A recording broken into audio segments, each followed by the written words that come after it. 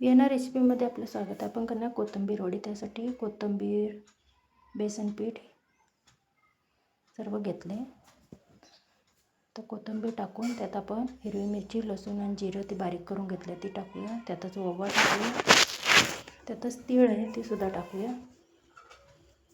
त्यात चवीनुसार मीठ आणि अर्धा चमचा हळद टाकूया.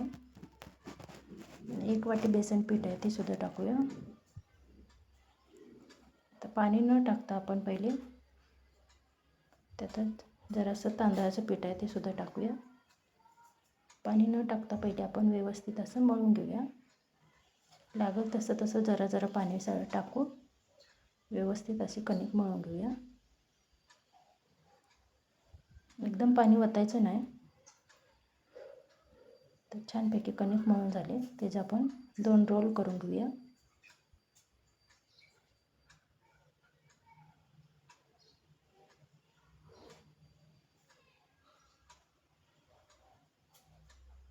तसे रोल केलेत.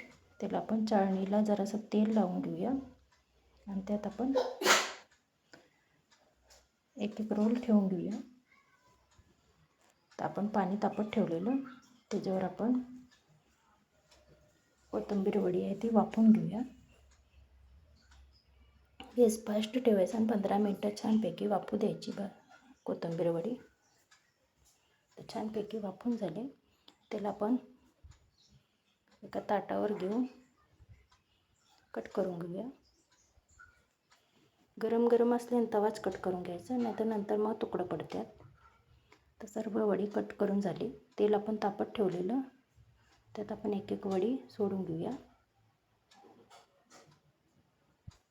एक साईडनं खरपूस भाजून झाले. त्याला पलटी मारून परत दोन्हीकडनं व्यवस्थित असं कुरकुरीत भाजून घेऊया. तर तळून झाले. त्याला आपण काढून घेऊया. बाकीची सेम आपण तशीच तळून घेणार आहोत. तर सर्व वडी तळून झाली.